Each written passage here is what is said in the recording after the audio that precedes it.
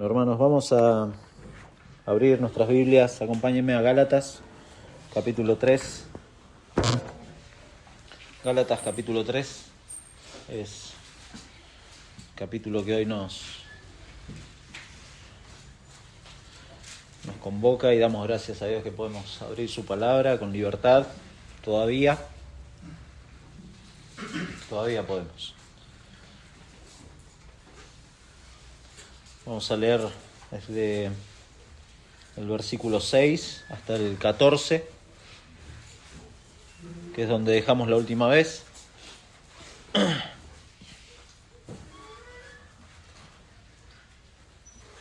Bien. Leemos y luego vamos a orar para que el Señor nos guíe.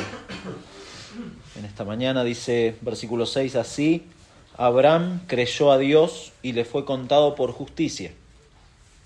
Sabed, por tanto, que los que son de fe, estos son hijos de Abraham.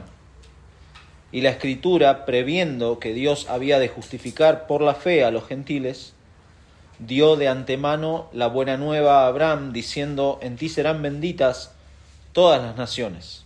De modo que los de la fe son bendecidos con el creyente Abraham. Versículo 10, porque todos los que dependen de las obras de la ley están bajo maldición, pues escrito está, maldito todo aquel que no permaneciere en todas las cosas escritas en el libro de la ley para hacerlas.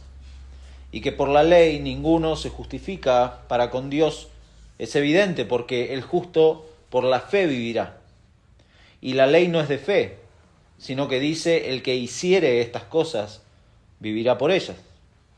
Cristo nos redimió de la maldición de la ley, hecho por nosotros maldición, porque está escrito, maldito todo el que es colgado en un madero, para que en Cristo Jesús la bendición de Abraham alcanzase a los gentiles, a fin de que por la fe recibiésemos la promesa del Espíritu. Oramos. Señor, gracias por esta mañana. Gracias por tu palabra, gracias por haberte podido cantar, Señor. Gracias por Jesucristo. Él es nuestro mediador. Por Él podemos darle sentido y que tenga sentido el hecho de reunirnos, de abrir tu palabra, de orar, de cantarte, Señor. Todo eso lo podemos hacer por lo que Cristo ha hecho, por tu iglesia. Señor, y rogamos que nos cuides en este tiempo con tu palabra, que tu Espíritu aplique a nuestros corazones, conforme tú sabes, Señor, quiénes son o no son tus hijos. Y rogamos eso, Padre, que tu Espíritu Santo obre, sean o no sean tus hijos los que estamos escuchando, de la forma que tú quieras, Señor. Es tu iglesia, es tu obra. Y rogamos, Padre, nos ayudes en este pasaje. Te lo pedimos en el nombre de Jesús. Amén. Bien. Bueno, el domingo pasado nos preguntábamos muchas cosas, porque de hecho el pasaje, el 3 del 1 al 5 del domingo pasado hacía muchas preguntas Pablo, pero una de las preguntas que hacíamos era ¿qué evidencias hay de que mi fe sea verdadera? En función de esa primera parte del capítulo 3 de Gálatas. Porque claro, reconocer la veracidad de algo y defenderlo es un asunto serio, y eso es lo que Pablo está haciendo acá, defender la veracidad y la autoridad del Evangelio. Bueno, de hecho podemos en muchos contextos reconocer el tema de qué es algo verdadero o no. Por ejemplo, usted, no sé, va al banco y no puede ir con dinero falso. Obvio. ¿Cómo va a ir con plata falsa? Bueno, se la van a retener, le van a hacer un acta, todo un proceso burocrático. Tampoco sería muy feliz usted de recibir dinero falso. Es como, no nos gustaría, o que le falsifiquen la firma. ¿Se imagina? Usted tiene una firma, se la falsifican. En muchas áreas. ¿Qué sé yo? Cuando vemos al que le gusta el deporte, que le gusta el fútbol, cuando vemos un jugador que falsamente quiere que le cobren una falta. ¿Lo ha visto eso? Bueno, quizá uno lo practicó eso, ¿no? De tirarse y hacerse el que le duele todo. Y en realidad después se levanta y sigue como si nada. Bueno, eso es falso. Es una simulación falsa para que le cobren una infracción. O cuando falsamente cobran algo en contra del equipo que a uno le gusta. Bueno, el falso testimonio, por ejemplo, en una declaración judicial, es algo muy grave. Es muy grave. Y así, bueno, podemos pensar un montón de cosas por las cuales entendemos que reconocer la veracidad de algo y defenderlo es un asunto serio. Es un asunto serio y Pablo está preocupado por eso. Justamente entre estas iglesias de Galacia, Pablo en el capítulo 1 de esta carta ha dejado en claro de que no hay otro evangelio. Que hay otros que predican un falso evangelio, pero no hay otro evangelio. No hay otro evangelio y lo ha dejado bien en claro. Y por eso defiende el verdadero evangelio y cuida a las iglesias de ser engañados con estas falsedades. Porque han venido falsos hermanos que han desacreditado las enseñanzas de Pablo, han desacreditado incluso su autoridad y de ahí el mensaje. Y entonces Pablo tiene que decir estas cosas para que los hermanos no dejen a un lado la gracia de Dios. Les escribe esta carta para que recuerden de dónde Dios los ha rescatado. Acá en el capítulo 2, lo vimos ya hace unas semanas, Pablo justamente defiende la autoridad de su ministerio, defiende de dónde viene el mensaje que él recibe y lo hace con el fin de seguir defendiendo el evangelio y presentar argumentos. Bueno, lo primero que vimos la semana pasada es que a través de la experiencia de estos hermanos han recibido el Espíritu Santo y ellos mismos pueden dar evidencias de la transformación de sus vidas y entonces decir, claro, hay una evidencia clara en sus vidas y el mensaje ha sido vivo en ellos. Pero ahora lo que va a hacer Pablo es, de vuelta, defender el evangelio, pero con las escrituras. No solamente con las experiencias de estos hermanos, de que han recibido el Espíritu Santo, de que han nacido de nuevo, sino con las escrituras. Y de hecho lo va a hacer justamente con un caso puntual, que es el caso de Abraham. Pablo lo que hace es probar que la justificación por la fe y por lo tanto la salvación en toda su plenitud solo se obtiene por la fe y no por confiar en las obras de la ley. Y ahí entonces va a tomar el caso de Abraham. Entonces, considerando esto, hermanos, la idea del pasaje, de lo que vamos a ver hoy, es que los creyentes tienen su identidad en lo que Dios dice. Escuche, el creyente tiene su identidad, el creyente es lo que es, por lo que Dios dice en su palabra. Y por lo tanto, tratar de obtener una identidad fuera de lo que Dios dice, o por otros medios que no sea Jesucristo, es un total fracaso. Vuelvo a repetir, los creyentes tienen su identidad en lo que Dios dice. Y por lo tanto, tratar de obtener una identidad por otros medios que no sea Jesucristo es un total fracaso. Es decir, así como los gálatas, los cristianos de hoy, de esta época, tienen que considerar a la luz del Evangelio que claramente está enfatizado, si lo han leído recién en versículo 13, bueno, después lo vamos a ver. Ahí está nuestra identidad. Ahí está que como hijos de Dios, nuestra identidad no está determinada por lo bueno que hacemos, por las buenas obras que hacemos. No está determinado. No es que usted es más o menos cristiano por lo que hace, sino que nuestra identidad y el valor que tenemos delante de Dios es por lo que Dios dice en su palabra. Por eso vamos a ver en primer lugar, versículos 6 al 9, lo que puede hacer la fe. Lo que puede hacer la fe. Los falsos hermanos que se habían metido en las iglesias de Galacia, de esta región, tenían evidentemente un entendimiento errado de las Escrituras. Y desde ahí Pablo comienza a presentar esta defensa del Evangelio.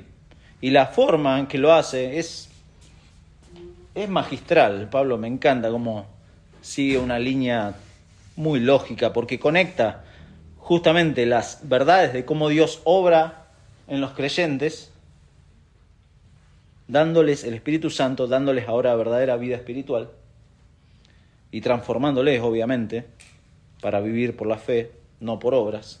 Eso es lo que vimos, de hecho, en el versículo 4 y 5, la semana pasada. ¿Tantas cosas habéis padecido en vano? Si es que realmente fue en vano. Aquel pues que os suministra el Espíritu y hace maravillas entre vosotros, ¿lo hace por las obras de la ley o por el oír con fe? O sea, los sufrimientos de los creyentes, las maravillas que Dios ha obrado en los creyentes, las experiencias de sus vidas eran evidencias del poder transformador del Evangelio. Pero además, dice acá, las Escrituras dejan en claro que por creer ahora estos son hijos de Abraham. Y como vamos a ver, verdaderos hijos de Dios por la fe. Por eso dice versículo 6, así Abraham creyó a Dios. ¿De qué manera? Por el oír con fe, del versículo 5. Así Abraham creyó a Dios. Y le fue contado por justicia. Sabed, por tanto, que los que son de fe, estos son hijos de Abraham. O sea, los judaizantes, por un lado, afirmaban que los verdaderos hijos en la fe y que formaban parte del pueblo de Dios son aquellos que se circuncidaban y que obedecían a la ley. Esos eran hijos de Dios. Bueno, Pablo acá presenta el ejemplo de Abraham, que es previo a la circuncisión y previo a la ley. ¿Para qué? Para enfatizar un punto que es muy claro. Así creyó. Ese es el punto clave de Pablo acá. Así creyó, así como o tal como, son frases similares, se puede traducir de la misma forma, que nos dicen que Abraham fue justificado ante Dios por el hecho de creer y de confiar. Bueno, ¿qué creyó Abraham? Acompáñeme, Génesis capítulo 15. Génesis capítulo 15, ahí vemos la historia, parte de la historia de Abraham. Génesis 15, versículo 1. ¿Qué cosas creyó Abraham? Dice Génesis 15:1, después de estas cosas vino la palabra de Jehová a Abraham en visión, diciendo, no temas, Abraham, yo soy tu escudo y tu galardón será sobremanera grande. Y respondió Abraham, Señor Jehová, ¿qué me darás siendo así que ando sin hijo y el mayordomo de mi casa es ese Damaseno Eliezer? Dijo también Abraham, mira que no me has dado prole, y aquí que será mi heredero un esclavo nacido en mi casa. Luego vino a él palabra de Jehová diciendo, no te heredará a este, sino un hijo tuyo será el que te heredará. Y lo llevó fuera y le dijo, mira ahora los cielos y cuenta las estrellas, si las puedes contar. Y le dijo, así será tu descendencia. Y creyó a Jehová y le fue contado por justicia. Fui enfático en marcar y le dijo lo que Dios dijo. Dios le dijo, Dios le mostró a Abraham en qué creyó, en lo que Dios le dijo. En lo que Dios le dijo. Abraham creyó lo que Dios le dijo acerca de su descendencia. Los judaizantes ponían énfasis en las obras de Abraham.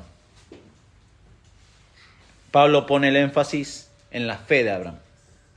Él le creyó a Dios, que tampoco era, como vamos a ver, tampoco era un mérito de Abraham, sino que Dios, dice ahí, le imputó, o sea, le contó por justicia. Que Abraham haya creído, bien, perfecto, pero fue Dios el que se lo contó por justicia.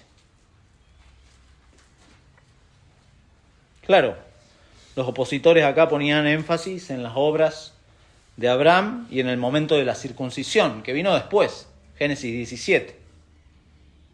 Pero Pablo luego va a mostrar intencionalmente que tanto la promesa como la justificación precedieron a la circuncisión, fue antes de la circuncisión. Por eso dice en versículo 8, y la Escritura, previendo que Dios había de justificar por la fe a los gentiles, dio de antemano la buena nueva a Abraham, diciendo, Génesis 12:3, en ti serán benditas todas las naciones. ¿Se da cuenta? Es intencional Pablo, no es que Pablo se fue acordando de pasaje y dijo, sí, pues, y uso este pasaje y este otro, como a veces hacemos nosotros, ¿no? Cuando nos gusta usar pasajes descolgados, fuera de contexto. No, Pablo no está haciendo eso. De hecho, intencionalmente toma, versículo 6, a Génesis 15:6, que Dios le contó por justicia, y después toma Génesis 12:3, en ti serán benditas todas las naciones.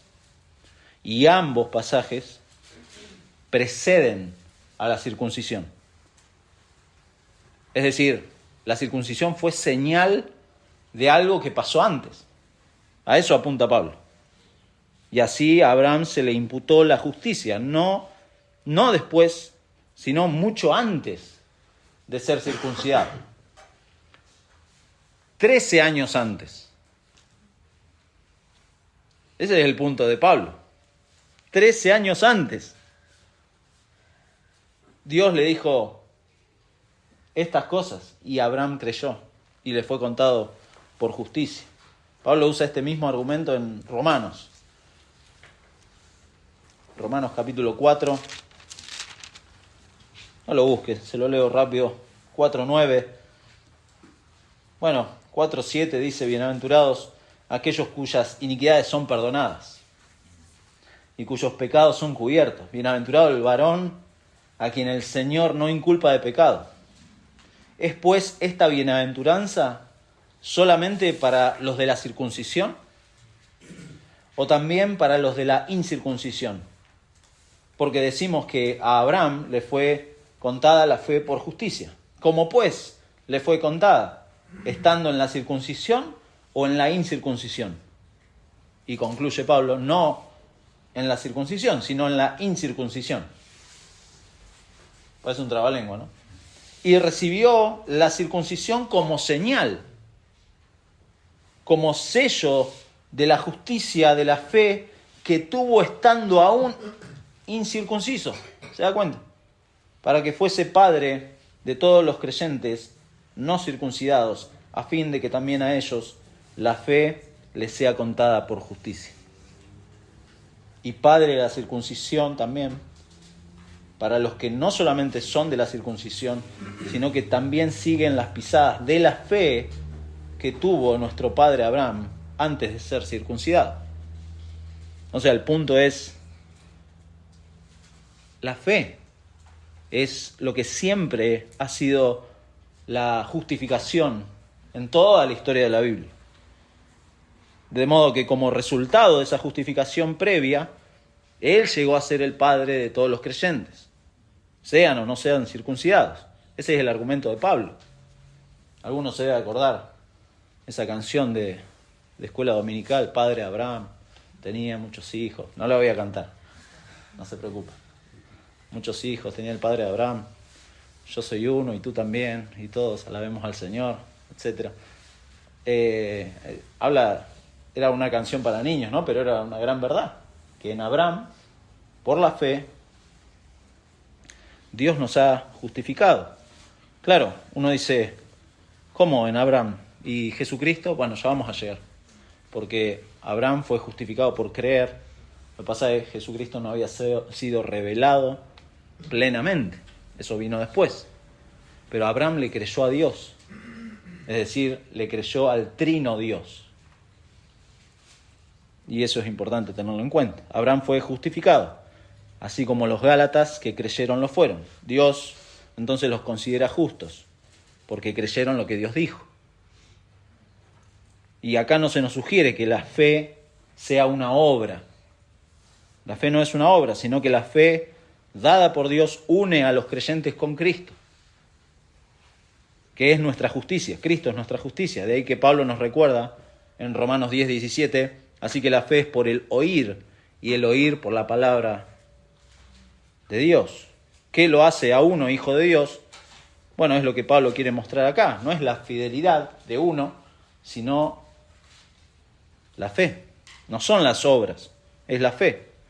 Que, claro, que luego esa fe muestre en santidad obras de justicia, bueno, es esperado, pero eso es un tema aparte, es consecuente, pero es un tema aparte. No estamos hablando de la santidad, estamos hablando de la justicia, de cómo Dios nos salva. Inicialmente la justicia de Dios es por la fe, por eso dijimos, los creyentes tienen su identidad en lo que Dios dice, y por lo tanto tratar de obtener esa identidad por otros medios que no sea Jesucristo es un fracaso. ¿Por qué cosas usted piensa que es cristiano? ¿Por qué piensa que es cristiano? Y no, pues voy a la iglesia. Bueno, empecemos de nuevo. ¿Se da cuenta? No es por las obras. No es por lo que usted hace. Que es cristiano, que es su identidad. La circuncisión fue solo una señal de algo previo. Nunca fue un medio para la salvación, nunca, jamás. Como las ordenanzas, hoy vamos a celebrar la Cena del Señor o el bautismo. Son las dos ordenanzas dadas a la iglesia. Eso no tiene ningún poder para salvar a nadie, mi hermano. Ni para santificarlo. No es que si usted toma la cena, un aura mágica le va... No. Eso es un símbolo. El bautismo es un símbolo. La circuncisión era un símbolo. Señal de algo que había pasado. Bueno, acá pasa lo mismo. Hay que tener cuidado de no usar las ordenanzas, los medios de gracia que Dios nos ha dado para creer que soy cristiano porque hago eso. No, pues se está olvidando de Jesucristo. Fundamental, ¿no? Se está olvidando de Jesucristo. El ejemplo de Abraham es prueba de lo que la fe hace, de cómo los creyentes verdaderos tienen entonces ahora al patriarca Abraham como padre ancestral. No sé si lo ha pensado usted, increíble, pero tenemos a Abraham por nuestro ancestro espiritual, más lejano. Pero más importante aún, tenemos a Dios por Padre. Tenemos a Dios por Padre. Los judíos que no tienen fe en Jesucristo no son hijos de Abraham. A eso también apunta Pablo. Los judíos que no tienen fe en Jesucristo, que es la promesa final, no son hijos de Abraham. En tanto que los gentiles que sí creen, sí son hijos de Abraham. Por eso, versículo 8 va a decir que la Escritura previó esto. Versículo 9, de modo que los de la fe son bendecidos con el creyente Abraham. La salvación, mi hermano, ha sido siempre por la fe. No es que en el Antiguo Testamento se salvaban de una forma diferente a lo que es el Nuevo Testamento. No, siempre fue por fe. Siempre. Producto del poder de la gracia de Dios. La gracia de Dios siempre estuvo presente. Por eso los que promueven las obras solo están dando malas noticias. Malas noticias. Porque los salvados son a causa de la fe y los que se pierden es a causa de la incredulidad. Y muchas veces los que se pierden buscan justificarse delante de Dios con obras, pero dejan de creer en Dios y creen en ellos mismos. ¿Se da cuenta de esa incredulidad? Nadie se salva tampoco por razones étnicas, por razones familiares, por relaciones familiares. No, pues mi papá era creyente o no. O mi abuelo era pastor allá en no sé dónde. Pero no importa eso. No importa. Nadie se salva por obras, nadie se salva por una posición religiosa. Tampoco nadie se pierde por esto. Por eso el ejemplo de Abraham, vemos entonces qué es lo que la fe puede hacer. Cuando Pablo habla de bendición acá, está pensando en la justificación por la fe. Esa es la bendición que obtuvo Abraham. Y por eso, en segundo lugar, no solo tenemos que ver lo que la fe puede hacer, que es salvar al pecador, sino lo que las obras no pueden hacer. Versículos 10 al 12. Fíjese, una vez que mostró lo que la justicia nos llega por medio de la fe, acá en la primera parte, Pablo ahora muestra la misma verdad, pero en forma negativa. Acá hay un claro contraste, por eso dice, versículo 10, porque todos los que dependen de la obra de la ley de las obras de la ley, están bajo maldición, pues, y de nuevo, escrito está, las escrituras son autoridad. Maldito todo aquel que no permaneciere en todas las cosas escritas en el libro de la ley para hacerlas. Ese es el contraste. Están bajo maldición porque no pueden cumplir a la perfección lo que la ley exige. ¿Se da cuenta? Estos falsos creyentes que estaban promoviendo las obras no solo exigían la circuncisión, sino que también exigían que se cumpliera la ley para salvarse. Bueno, por eso Pablo acá muestra lo que las obras no pueden hacer. Y justamente cita Deuteronomio, capítulo 27. Deuteronomio, estaba yendo a otro lado. Capítulo 27, versículo 26, si no me equivoco. Bueno, todo el capítulo 27, desde el versículo 11, Moisés le dice al pueblo que vayan al monte Ebal, ahí van a pronunciar cierto grupo de maldiciones. Muy interesante, léalo en su casa, no lo vamos a leer todo. Pero en el final, versículo 26, hace como un resumen de todas esas maldiciones y dice: maldito el que no confirmare las palabras de esta ley para hacerlas. Y dirá todo el pueblo: amén. Eso es lo que está citando Pablo. Y más adelante, capítulo 28, de vuelta, un resumen, cuando habla de las consecuencias de la desobediencia, va a dar un resumen de vuelta, versículo 58, y dice: si no cuidares de poner por obra todas las palabras de esta ley que están escritas en este libro, temiendo este nombre glorioso y temible, Jehová tu Dios, entonces Jehová aumentará maravillosamente tus plagas y las plagas de tus descendientes, etc. O sea, acá resume de vuelta y toma de vuelta: hay que cumplir todo. La ley exige obediencia perfecta. Dios exige obediencia perfecta, al 100%. Yo sé que un 90 y pico % es un número alto, pero para Dios no. Para Dios quiere el 100% de la obediencia. Tremendo.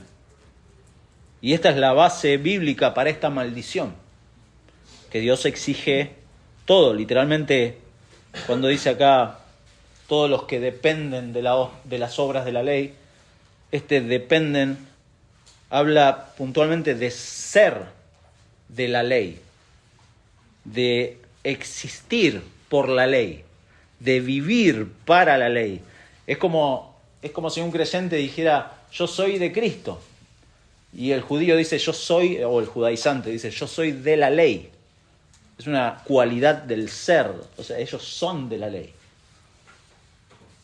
No son ni siquiera de Dios. Dependen puramente de las obras de la ley.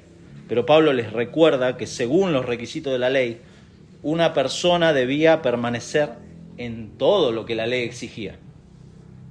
Todo, absolutamente todo. ¿Por qué? Por cuanto en eso estaba la confianza y en eso debían permanecer.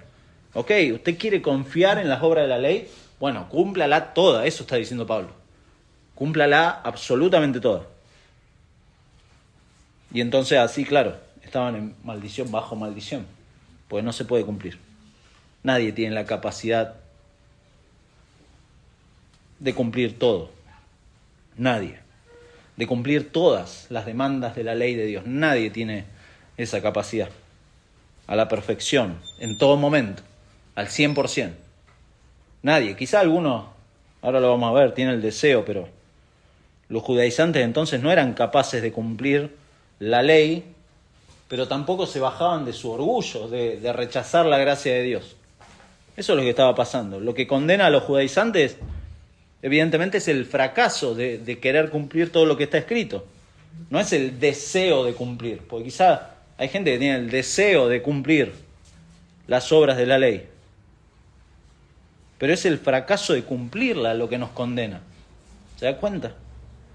Por eso el legalismo es necio, porque aún frente a esta realidad, las personas piensan que Dios está en deuda con ellos. Así piensa el legalista. O el que depende de las obras de la ley, o el que depende de hacer cosas. Dice, bueno, Dios me va a bendecir porque oré más, o porque leí más la Biblia, o porque fui a la iglesia. Voy a la iglesia porque Dios me va a bendecir. ¿Por qué? ¿Por qué se le exige a Dios eso? No. ¿Usted quiere justificarse delante de Dios? Bueno, Pablo dice, a los judaizantes le dice, cumpla todo. Cumpla todo de manera perfecta, sin caer nunca, sin caer jamás. Imposible, ¿se da cuenta? Imposible. Entonces Pablo nos recuerda la forma en que Dios justifica. Versículo 11. Y que por la ley, vuelve a repetir la misma idea de versículo 10, por la ley ninguno se justifica para con Dios, es evidente. Porque, y ahí está la razón, cómo Dios salva, el justo por la fe vivirá. La verdadera vida espiritual, la cual Dios da por medio de su Espíritu y que asegura al creyente para siempre, por toda la eternidad, es una vida que se consigue solo por medio de la fe en Jesucristo, no por otro medio. Por eso Pablo le va a escribir a otra iglesia, a los Efesios, pasajes conocidos, Efesios 2:1, Él os dio vida a vosotros, cuando estabais muertos en vuestros delitos y pecados. Versículo 4, pero Dios, que es rico en misericordia, por su gran amor con que nos amó, aún estando nosotros muertos en pecados, nos dio vida juntamente con Cristo. Por gracia sois salvos. Por gracia sois salvos. Versículo 8. Porque por gracia sois salvos, por medio de la fe. Y esto no de vosotros, pues es don de Dios, no por obras. De vuelta, es como que era un tema, ¿no? Es un tema en nuestro corazón, el tema de las obras, de querer justificarnos delante de Dios, no por obras, para que nadie se gloríe, porque somos hechura suya, creados en Cristo Jesús para buenas obras. Hay buenas obras, claro, hay buenas obras, las cuales Dios preparó de antemano para que anduviésemos en ellas. Por tanto, me encanta la línea lógica que sigue Pablo, por tanto, acordaos de que en otro tiempo vosotros, los gentiles, en cuanto a la carne, erais llamados incircuncisión, por la llamada circuncisión hecha con mano en la carne. En aquel tiempo estabais sin Cristo, alejados de la ciudadanía de Israel y ajenos a los pactos de la promesa, sin esperanza y sin Dios en el mundo. Pero ahora, en Cristo Jesús, vosotros que en otro tiempo estabais lejos, habéis sido hechos cercanos por la sangre de Cristo. Es decir, una correcta relación con Dios se consigue solo por medio de Cristo. Solo por la fe. No lo busque de otra forma. Es un fracaso buscarlo de otra forma. Es frustrante. Esto no lo puede hacer las obras. Por eso versículo 12 vuelvo a Gálatas. Y la ley no es de fe, sino que dice, el que hiciere estas cosas vivirá por ella. O sea, esto no, las obras no pueden hacer esto. Con esto Pablo acá está enfatizando el mismo punto. El mensaje de Deuteronomio, el mensaje de Habacuc, que lo cita ahí en versículo 11, el mensaje de Levítico, versículo 12, el mensaje de esos 3 libros es el mismo. La perfección no permite falta alguna. No permite. Delante de Dios no deberíamos poder fallar. Y no podemos fallar. Para Dios quiere ese estándar 100% perfecto. De ahí que Santiago dice en su carta en 2:10, porque cualquiera que guardare toda la ley, pero ofendiera en un punto, se hace culpable de todos. O sea, hay que cumplir todo. Y Pablo en Romanos 3:20 dice, por las obras de la ley, ningún ser humano será justificado delante de él, delante de Dios, porque por medio de la ley es el conocimiento del pecado. ¿Se da cuenta? No sé, hay que cumplir todo. No puede fallar ninguna soga. O sea, tiene que estar todo bien atado. Bueno, recordaba con esa imagen, la otra vez les citaba a Star Wars, a los que les gusta Star Wars. A los que les gusta Marvel, no sé si no las vieron las películas, son muchas y van a perder tiempo. Pero hay algunas que están muy interesantes. Spider-Man, ¿lo conocen? A Spider-Man, bien. Spider-Man, hay una de las películas, creo que se llama De Regreso a Casa.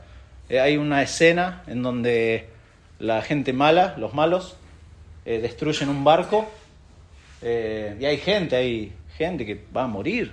Y entonces Spider-Man, el héroe, tiene la brillante idea de unir ese barco con sus telas de araña. Y recorre todo a lo largo del barco y logra con sus fuerzas. Es un superhéroe. Bueno, eso, es un superhéroe y es ficción. Pero nuestra vida no es ni de superhéroe ni de ficción. Así tratamos con las obras nosotros de juntar y justificarnos delante de Dios. Todo el que se quiera acercar a Dios y justificarse delante de Dios por sus méritos, tarde o temprano se le van a empezar a cortar los hilos. Y esa seguridad se va a perder y ese orgullo lo va a llevar a un naufragio eterno. Porque no es solamente consecuencia en esta vida, es consecuencia eterna, ¿se da cuenta? El creyente que cree, valga la redundancia, ¿no?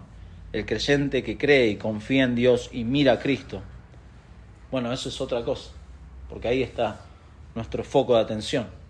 Ahí está la forma en que Dios salva al pecador, por medio de Cristo, y solo por medio de Cristo, y solo por medio de la fe. Por eso vamos a ver en último lugar, versículos 13 y 14, lo que Cristo ha hecho. Lo que Cristo ha hecho. Dijimos que los creyentes tienen su identidad en lo que Dios dice en su palabra, y por lo tanto tratar de obtener una identidad por otros medios que no sea Jesucristo es un total fracaso.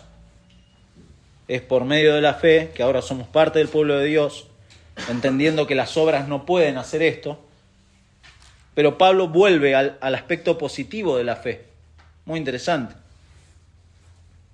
dando una respuesta a esta crisis que se nos ha presentado en versículos 10, 11 y 12, de que claro, las obras no pueden hacer nada. Entonces Pablo da una respuesta y vuelve a poner en jaque a esta maldición. Naturalmente buscamos justificarnos, buscamos llegar al cielo por lo bueno que somos. Y está en nosotros. Pero es humillante cuando mi moralismo, mi educación, mis acciones sociales quedan como basura delante de Dios. Porque son esos, no sirven para nada. Y por eso dice versículo 13, Cristo nos redimió de la maldición de la ley. Ahí está a eso quería llegar Pablo. Cristo nos redimió. Y es interesante porque en el griego es importante las primeras palabras.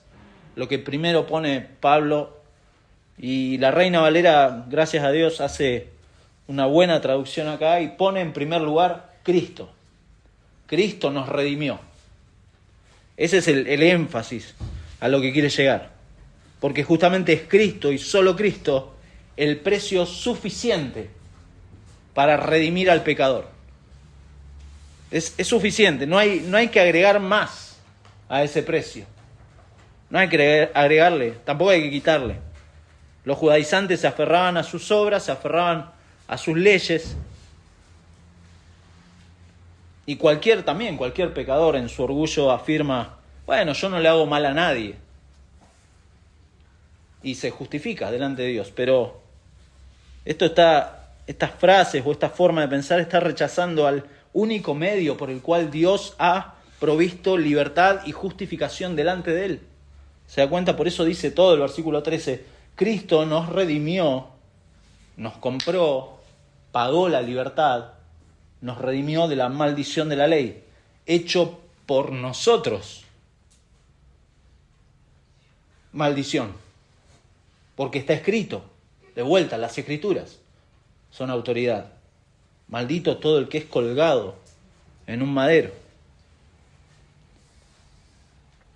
No hay que agregar más a eso. Por naturaleza, obviamente, desde que nacemos estamos bajo maldición delante de Dios. ¿Por qué? Porque no queremos cumplir sus leyes. No queremos, tampoco podemos. Nuestro corazón está inclinado a lo malo desde que nacemos. No es que nacemos buenos, como piensan algunos, y bueno, la sociedad, la cultura, la educación nos hace malos. No, nacemos malos y lo otro potencia nuestra maldad. Eso es lo que hace. Pero lo que vemos acá es que Dios ha provisto esa solución a este dilema eterno. Cristo nos compró, Cristo nos liberó de la maldición de la ley, eso es redimir. Cristo nos redimió de la sentencia de condenación que la ley sí pronunció contra nosotros. Cristo nos liberó también del castigo de la muerte eterna. No sé si lo puede ver en Romanos. Pablo le escribe a los Romanos, capítulo 5, un versículo muy conocido, acerca de cómo entró el pecado.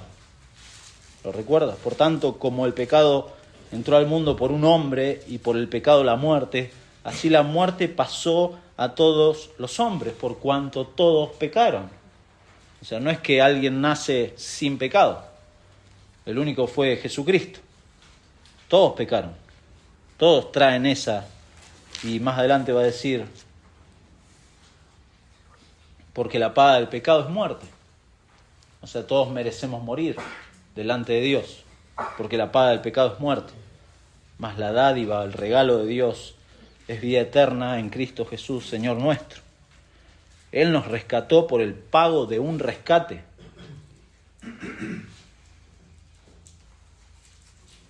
¿Y cuál fue el precio? Su propia vida, su propia sangre. Recuerda, Primera de Pedro, sabiendo de que fuisteis rescatados de vuestra vana manera de vivir, no con cosas corruptibles como oro o plata, sino con la sangre preciosa de Jesucristo. Él ha pagado con su vida. ¿Se da cuenta? Llegó a ser maldición. Esto es, llegó a ser un maldito por nosotros. No porque tuviera pecado, sino porque Dios cargó en él, como dice Isaías 53, Dios cargó en él el pecado de todos nosotros. Cristo fue el pago, Cristo fue el sustituto perfecto. Por eso Él se convierte en el camino, en la verdad y en la vida. En la única forma de llegar al Padre. No hay forma, no hay otra forma. Por eso la cruz de Cristo, mi amigo, es el único pago que Dios va a aceptar por sus pecados. Es el único pago. No hay otra cosa más que usted tenga que agregar. Si usted se quiere acercar a Dios por otra forma, es un fracaso. Va a fracasar. Imagínese ir a cruzar la frontera, acá ir a Chile. Va de compras. Y uno le agarra toda la emoción de ir de compras a Chile y va con pesos argentinos. ¿A qué va? A pasear nomás. Va a tener que volver. Un fracaso. Bueno, valga las distancias, pero así muchas personas se quieren acercar a Dios. Y quieren llegar a su reino. Y quieren disfrutar de las bendiciones de Dios. Tratando de pagar con billetes falsos. El único medio, el único pago ha sido Cristo. ¿De qué manera explica acá Pablo la forma en que Cristo es esta única forma de librarnos de la maldición de la ley y por ende de querer ganarnos el cielo por nuestros méritos? Bueno, lo dice ahí, hecho por nosotros maldición, porque está escrito, maldito todo el que es colgado del madero. Bueno, eso está citando Deuteronomio, capítulo 21, Hoy paseamos un poquito por Antiguo Testamento y Deuteronomio 21, versículo 22 dice: si alguno hubiere cometido algún crimen digno de muerte y lo hiciereis morir y lo colgareis en un madero, no dejaréis que su cuerpo pase la noche sobre el madero.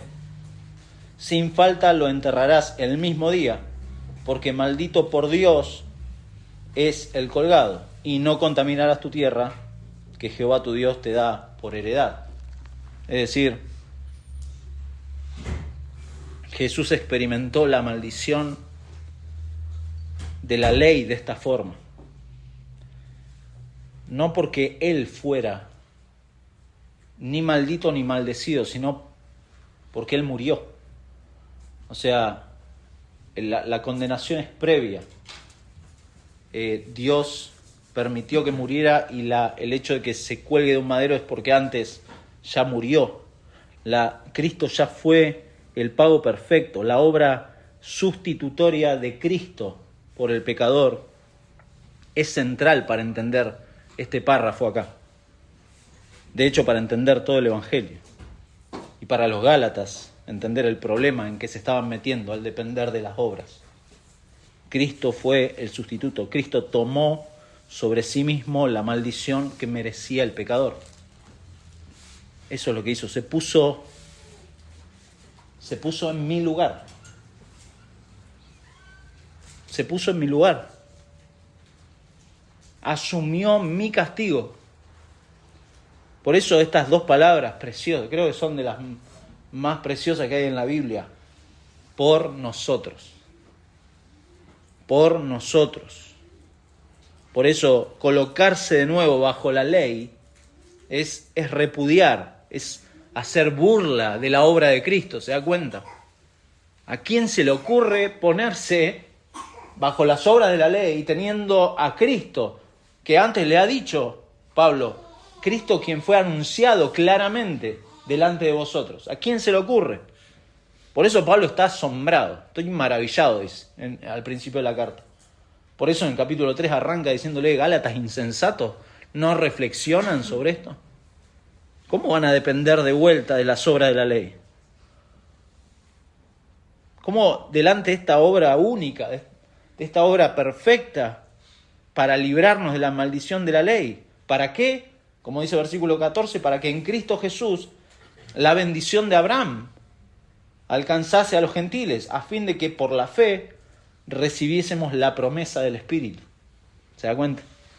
Aparece entonces acá de vuelta el propósito principal del párrafo. Bueno, de hecho, todo el capítulo 3, cuando dice ¿para qué? Siempre cuando encuentre un para qué en la Biblia, deténgase para ver el propósito de lo que viene hablando. Y acá está el para qué. Y una vez quitada la maldición de la ley, fíjese cómo la bendición de Dios, que es la justificación por la fe, y por ende el don del Espíritu Santo, fluyen naturalmente. Si no estuviera quien quitara la maldición de la ley, bueno, todo el resto no tendría sentido. No habría justificación por la fe, no habría don del Espíritu Santo. Entonces sí, es una buena noticia. Claro, esto le fue anunciado a Abraham de antemano. Hay una buena noticia. Para que ahora, frente a este sustituto perfecto, frente a la justicia perfecta de Cristo, seamos justificados como Abraham. Seamos regenerados por el Espíritu, que ahora mora en el creyente. ¿Se da cuenta? Ahora los gentiles somos parte de la familia de Dios, por la fe. Y como parte de esta promesa dada a Abraham, se da cuenta de vuelta lo ridículo que es someterse a los preceptos de la ley, someterse a la circuncisión, a tener que obedecer haciendo como si fuera insuficiente lo que Cristo ha hecho. No tiene sentido. Por eso la pregunta es: ¿dónde está mi identidad? ¿Dónde está su identidad, hermano? ¿Dónde está el fundamento de su fe? Este Cristo que fue hecho maldición por nosotros es aquel mismo que Pablo afirma en 2, 19 y 20, porque yo por la ley soy muerto para la ley a fin de vivir para Dios.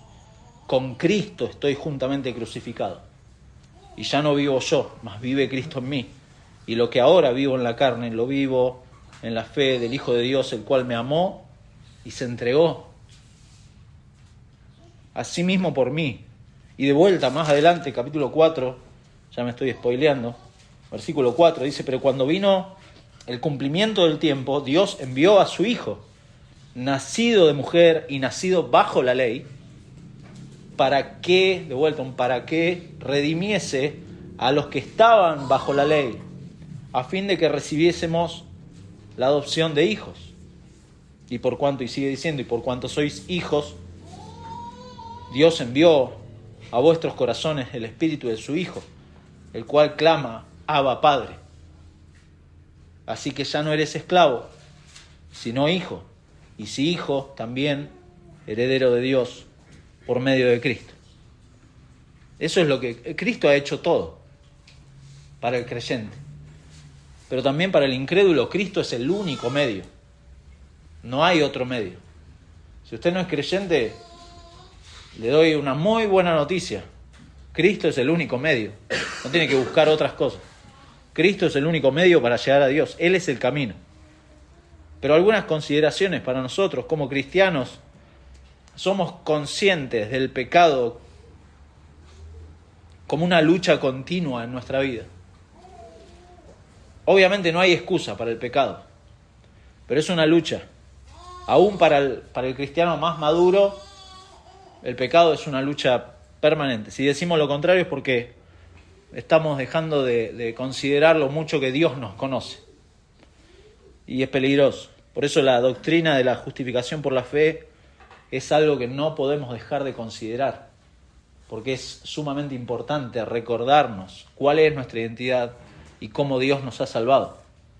Sumamente importante. Una doctrina que nos hace volver a la cruz y ver ahí el perdón de Dios que nos ha dado en Cristo. No se olvide de la justificación por la fe, cómo Dios lo ha salvado. Y entonces así, ser movidos en gratitud a obedecer y a buscar la santidad, pero no sin antes considerar cómo Dios lo ha justificado.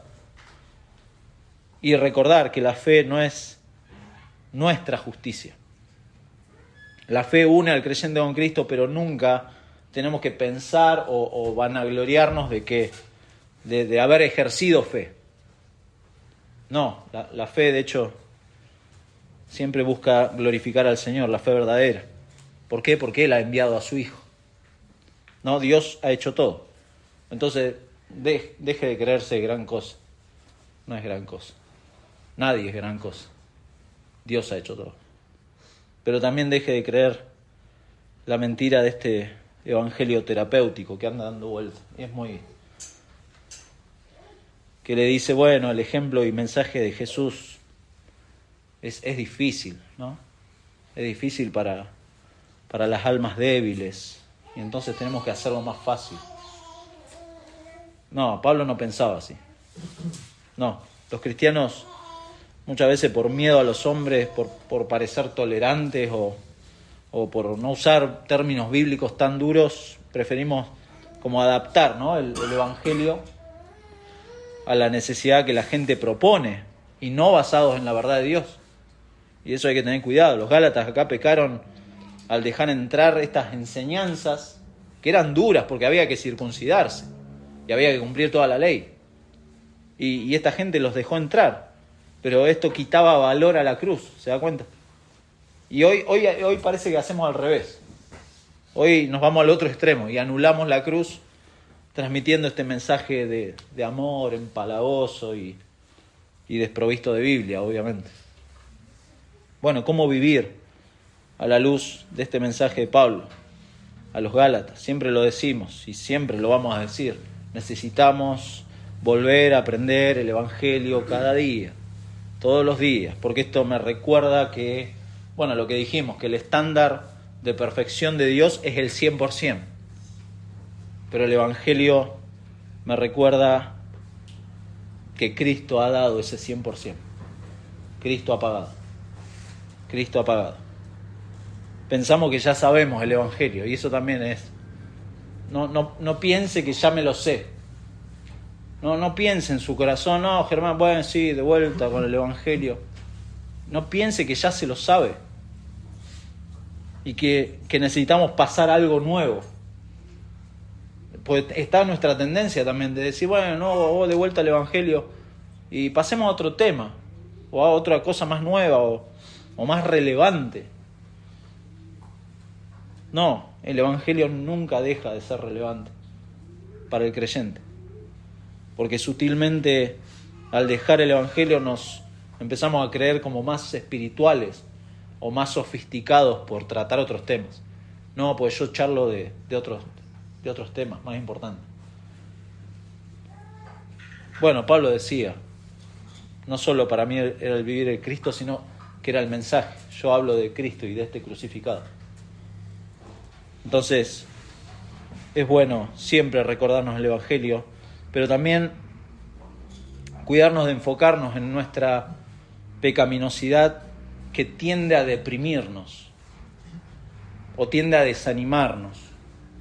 Muchas veces nos puede pasar eso, y de hecho nos va a pasar. Pero Dios no pretende que vivamos en constante sentimiento de fracaso y de condena. Dios no nos salvó para eso. ¿Por qué? Porque dice ahí que Cristo nos redimió de la maldición. Entonces, no puedo estar permanentemente autocondenándome cuando Cristo me redimió. La palabra dice que Cristo me redimió. Nuestros pecados deberían conducirnos siempre a la cruz de Cristo y no alejarme de la cruz. Porque al autocondenarme y el estar con este sentimiento de depresión y de desánimo, estoy olvidando y estoy repudiando lo que Cristo ha hecho. No puede ser ahí donde mis pecados fueron perdonados. Sí, claro, la depresión y el desánimo puede tener muchas causas, seguramente, pero una de las raíces principales de este sentimiento de que hemos fracasado y no somos amados es justamente eso. Quedarnos en ese sentimiento de fracaso y de que no somos amados. Pero Cristo nos redimió y nos amó y se entregó a sí mismo por mí. Por eso el Evangelio cambia la perspectiva y llama al pecador a confiar en lo que Dios ha dicho sobre nosotros en su palabra y ha hecho por medio de Cristo. Lo preguntamos el domingo pasado y es bueno recordarlo. ¿En base a qué cosa usted puede afirmar que es cristiano? ¿En dónde está su confianza? ¿Su confianza está en lo que hace o en lo que Dios ha hecho? Piénselo. Y por eso dijimos, y repito la idea, que los creyentes tenemos nuestra identidad en lo que Dios dice, en su palabra. Y por lo tanto tratar de obtener esa identidad por otros medios que no sea Jesucristo es un total fracaso. Un autor, y con esto termino, concluye lo siguiente comentando sobre este versículo. Dice, y cito, la fe que justifica no tiene que ser una fe fuerte, solo tiene que ser una fe verdadera. La fe verdadera no solo trae salvación al creyente, sino gloria a aquel que salva. Repito, la fe que justifica no tiene que ser una fe fuerte, solo tiene que ser una fe verdadera. Y la fe verdadera no solo trae salvación al creyente, sino gloria a aquel que salva. Y a lo que me gustaría agregarle, que conforme uno busca glorificar a Dios con esa fe verdadera, la fe del creyente se ve fortalecida por aquel que sí lo sostiene. Si uno busca glorificarse a uno mismo y se olvida de la cruz y se olvida de lo que Cristo ha hecho, posiblemente no sea una fe verdadera. Pero el verdadero creyente sí ve fortalecida su fe en la medida que uno va buscando glorificar al Señor con su vida, con sus más, con sus menos. ¿Por qué? Porque obviamente no es fácil lo que nos resta, mi hermano. Uno desea el regreso de nuestro Señor, lo anhela, pero bueno, falta menos, pero no es fácil. Por eso Pedro, ahora sí termino, empieza diciéndoles en la primera carta de Pedro, versículo 3, capítulo 1, versículo 3, dice: bendito el Dios y Padre de nuestro Señor Jesucristo, que según su grande misericordia nos hizo renacer para una esperanza viva por la resurrección de Jesucristo de los muertos, para una herencia incorruptible, incontaminada e inmarcesible, reservada en los cielos para vosotros, que sois guardados por el poder de Dios mediante la fe, para alcanzar la salvación que está preparada para ser manifestada en el tiempo postrero, en lo cual vosotros os alegráis, aunque ahora por un poco de tiempo, si es necesario, tengáis que ser afligidos en diversas pruebas, para que sometida a prueba vuestra fe, mucho más preciosa que el oro, el cual, aunque perecedero se prueba con fuego, sea hallada en alabanza, gloria y honra cuando sea manifestado Jesucristo, a quien amáis sin haberle visto, en quien creyendo, aunque ahora no lo veáis, os alegráis con gozo inefable y glorioso, obteniendo el fin de vuestra fe, que es la salvación de vuestras almas. Vamos a orar, Señor. Señor, muchas gracias por tu palabra y gracias por las verdades que Pablo ha buscado transmitirle a estos hermanos en Galacia y que providencialmente nos llega a nosotros. Nuestro Dios, rogamos que siempre recuerdes a nuestra mente, a nuestro corazón, las verdades del Evangelio, porque está en nuestro corazón la tendencia a querer justificarnos delante de ti con nuestras obras, Señor. Gracias por Jesucristo. Gracias por su entrega. Gracias porque Él sí cumplió al 100% todas las demandas de la ley.